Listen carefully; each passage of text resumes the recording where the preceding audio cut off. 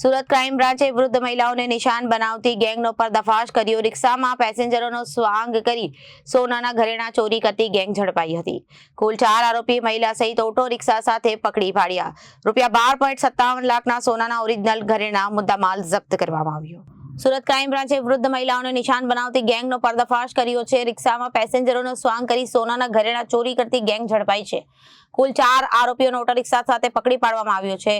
₹12.57 લાખના સોનાના ઓરિજિનલ ઘરેણા મુદ્દામાલ જપ્ત કરી રાંદેર, અડાજણ, પાલ અને જહાંગીરપુરા વિસ્તારમાં સક્રિય ગેંગ મહિલા આરોપી બાળક સાથે બેસી વિશ્વાસ જીતી ચોરીને અંજામ આપતી વૃદ્ધ મહિલાઓને નિશાન બનાવી બંગડી, મંગળસૂત્ર અને ચેન કાપી ફરાર થતા જહાંગીરપુરા વિસ્તારમાં તાજી ઘટનાનો પણ ભેદ ઉકેલાયો છે અને પોલીસની સતર્કતા કામગીરીથી અનેક અજાણ્યા ગુનાનો પર્દાફાશ કરવામાં આવ્યો છે।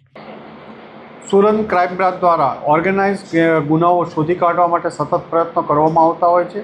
આવા જ એક પોલીસ ઇન્સ્પેક્ટર જે પટેલ અને એમના પીએસઆઈ ડીજે સિસોદિયાને એક બાતમી મળી હતી કે સુરત શહેરમાં રિક્ષામાં પેસેન્જરોને બેસાડી અને જે વૃદ્ધ લેડી હોય એમના દાગીના ચોરી કરવાના ઘણા બધા બનાવો રજીસ્ટર થયેલા હતા।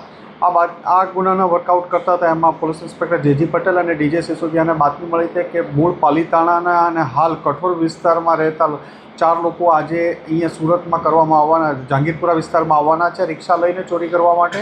આ બાતમી આધારે એમને પકડી પાડ્યા અને જેને પકડી પાડવામાં આવ્યા તેમાં 4 ઇસમો મળ્યા: કાશીરામ સોલંકી, શંકર સોલંકી, ગૌરીબેન સોલંકી અને અરવિંદ ધડુક। જેમાં કાશીરામ, શંકર અને ગૌરીબેન ત્રણેય સંબંધી થાય છે। શંકર સુરત વિસ્તારના કઠોર વિસ્તારમાં જે ખેતીની જમીનમાં ભાગિયા તરીકે કામ કરે અને આ લોકોને પાલીતાણાથી અહીંયા બોલાવી અને રિક્ષા એક જૂની વેચાતી લઈ આવે, વેચાતી લઈ પેસેન્જર તરીકે શંકર રિક્ષા ચલાવે અને બાકીના 3 જણા રિક્ષામાં બેસે।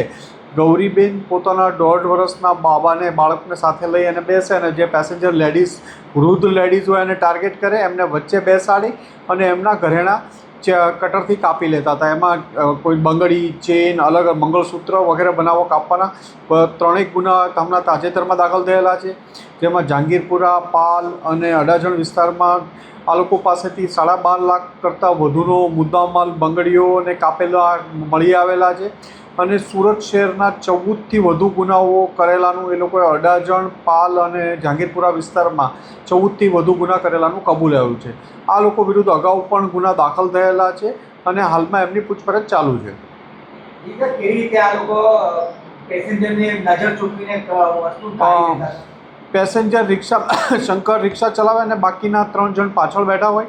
એમાં ગૌરીબેન પાસે 1.5 વર્ષનું બાળક હોય એટલે એ રિક્ષામાં થોડું આગળ પાછળ બેસવાનું કરે અને આ જ્યારે બેસવાની ઓલી જગ્યા બનાવવાની જગ્યા ચાલતું હોય ત્યારે બીજા એના નજર ચૂકવીને ઘરેણા કટરથી તરત કાપી લેતા હતા। Bureau report, Janadesh news.